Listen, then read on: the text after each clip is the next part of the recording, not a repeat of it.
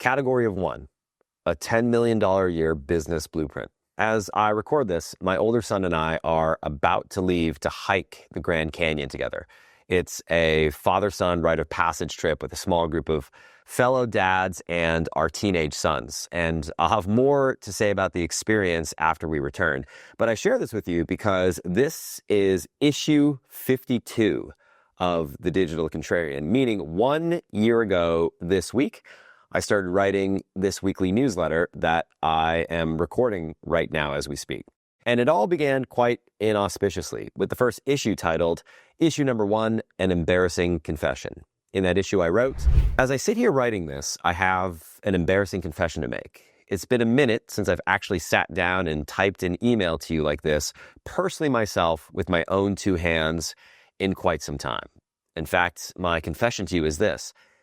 Virtually every email that we've sent as a company with my name attached to it, barring a handful of exceptions, was actually written not by me, but instead by one of our in-house writers, signed with my name. And it's been this way for the last 7 years. Shocking, I know. By the way, we'll make sure that we link to the entire issue so you can check it out for yourself. Now, at the same time, I didn't know exactly where I would take things with this newsletter, but after a few weeks of writing a weekly email personally by hand, I made the decision that I wanted to create something unique. The world had reached a fever pitch of enthusiasm around AI-generated content, and services were emerging that promised to use the power of AI to generate email newsletters that required zero human effort. What if I did the opposite, I thought? What if I wrote every word of copy myself? No team of writers, no AI, and instead of trying to spend as little time as possible, what if I spent an entire day writing each issue each week? What if I put real effort into it? What if I wrote about business and life through the lens of the highly diverse domains unique or nearly unique to my life? Everything from permaculture and regenerative farming, neuroscience and consumer psychology, global macroeconomics and investing, fatherhood and philosophy. Could I create something that would stand out in the sea of noise? Could I create a category of 1? Getting yourself into the top 0.3%.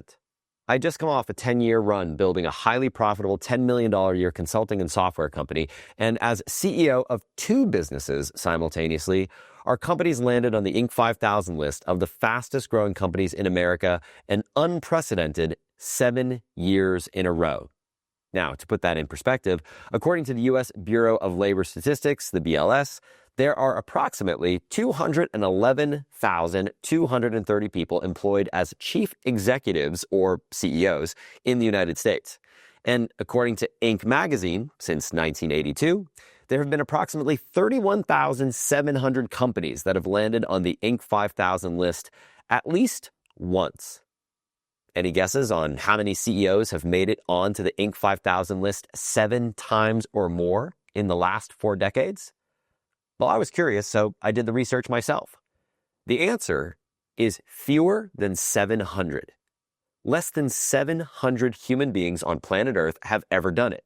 The equivalent of 0.3% of all CEOs in the United States, or 1 in 11.6 million people alive today.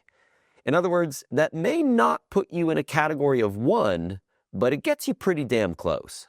The single biggest lesson I've learned as an entrepreneur. Now, there are so many contrarian lessons that I've learned as an entrepreneur, especially when it comes to earning a place among those 700. By the way, the Inc. 5000 list is something that you become eligible for when you hit $2 million a year in revenue in your business and are growing at least 40% over the most recent 3-year period. The results are based on your actual IRS tax returns. They're signed off by a certified public accountant. Now, for reference, Inc. 500 companies, the top 500 fastest growing businesses, have typically grown by 1,600% or more over their most recent 3-year period. Now, we made the Inc. 500 list once when we landed at number 462, which was extremely hard to do. That was a wild, intense 3-year period of hyper growth and not something that I'd recommend repeating without serious purpose. Now, speaking of lessons learned, there are a few notable lessons that I've learned along the way. Like, for example, in phase 1, growing from $0 to $25,000 a month in 18 months, this is all about using Kaizen to grow $500 at a time. Phase 2, expanding to over $100,000 a month within 3 years, this is all about the relentless pursuit of less but better. Phase 3, scaling to over $1 million a month over the next decade, this is all about inch wide, mile deep, powered by rocket fuel. And these were the Inc. 5000 years, by the way. Then phase 4 was the phase where we sold the company back in 2024. And this is all about the hidden M&A dynamics of every market, which I unpacked, by the way, in something I call the $70 million business exit mistake, a session I hosted a few months ago for subscribers of the Digital Contrarian. But by far, the biggest business lesson that I've learned as an entrepreneur is this. No matter what you decide to build, no matter what you decide to sell, the only business worth building is a business that puts you in a category of one. Anything else is a complete waste of time.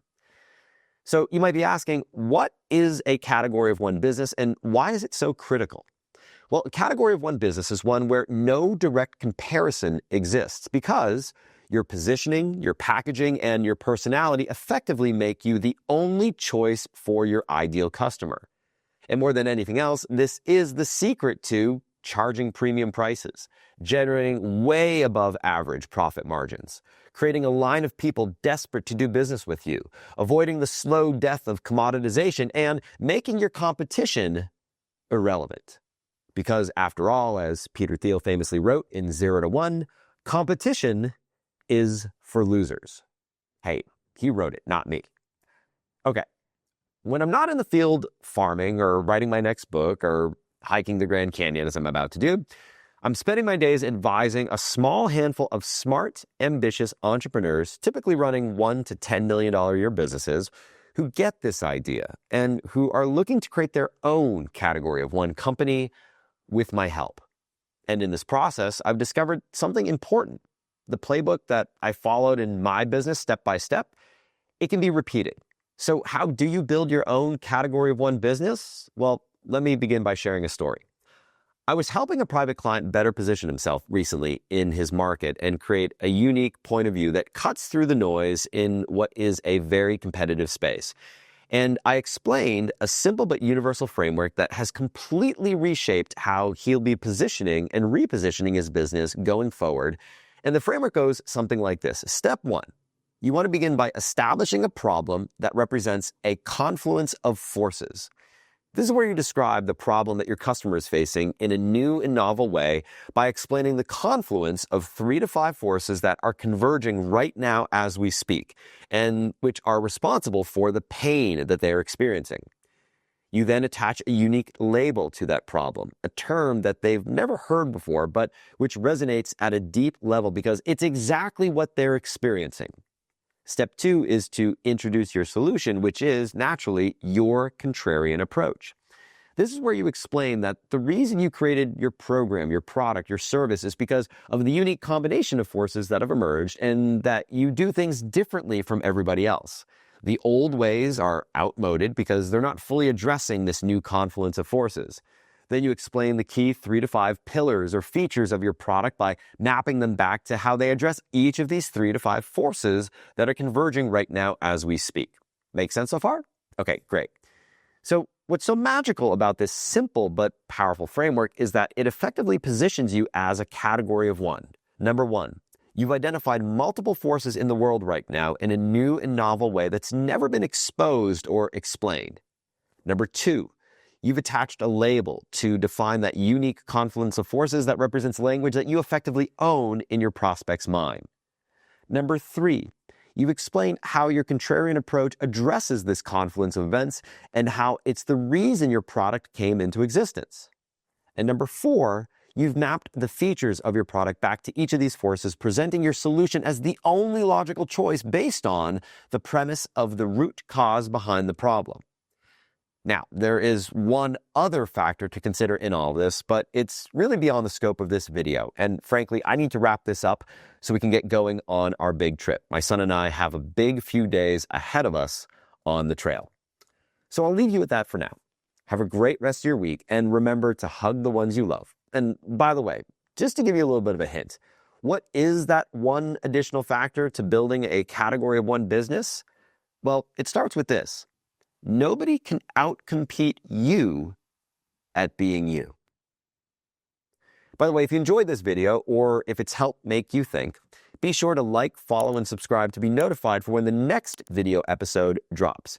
And in the meantime, I have another episode that I think you might enjoy that goes deeper into some of the ideas that we began exploring together in this piece. Have a great rest of your day, and I'll see you again inside the next episode.